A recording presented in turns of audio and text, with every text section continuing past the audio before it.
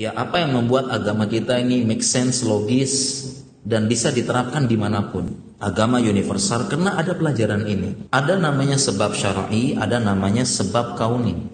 Kalau sebab kauni adalah sebab hukum akibat. Sebab akibat hukum alam dan hukum sains.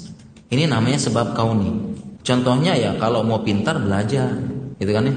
Kalau mau kaya kerja, ya. Ini kan sebab apa? Sebab kauni. Di mana-mana orang tuh kalau pengen pinter ya belajar, ya.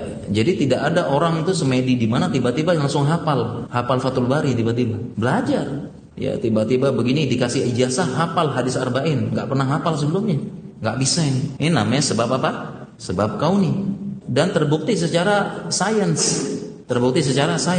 Mobil kalau jalan diisi pertalite gitu kan, ya harus diisi kan gitu. Ini kan ilmiah. Kalau diisi air nggak jalan, diisi solar mesin rusak, ya diisi spiritus apalagi gampang kebakar. Nah ini kan sains, terbukti gitu kan. Kalau ada api dikasih air ya padam. Manusia badannya dari kulit ditusuk sama pisau tembus luka. Ini namanya apa?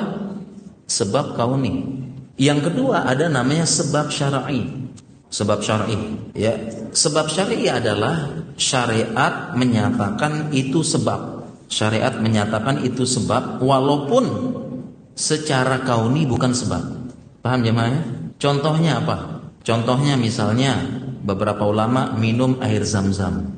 Contohnya hadisnya ma'u zamzam 5 syuribalah. Air zam-zam sesuai dengan niat peminumnya. Nah, beberapa ulama mengatakan seperti Ibnul Qayyim dan sebagainya, ada orang dia terdampar di Mekah, nggak punya keluarga, nggak apa, dia bilang saya di Mekah cuma minum zam-zam aja, tapi badan saya tiba-tiba jadi gemuk, tenaga. Jadi selama sebulan saya nggak makan apapun, cuma minum zam-zam, tapi saya punya energi dan badan saya gemuk. Nah ini kan kalau kita jelaskan secara sebab kauni, diteliti kandungan zam-zam itu kan nggak ada karbohidrat, nggak ada protein yang bisa menggemukkan. Nah memang tidak bisa secara sauni, nggak bisa. Tapi syariat mengatakan itu sebab, sesuai dengan niat peminum maka dimasukkan sebab.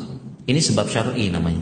Nah, sebab syar'i ini memang sudah di luar sains. Nah, disinilah sikap pertengahan umat Islam. Jadi tidak mendewakan sains dan tidak juga menolak total perkara gaib, kekuasaan Allah. Paham sih jemaah?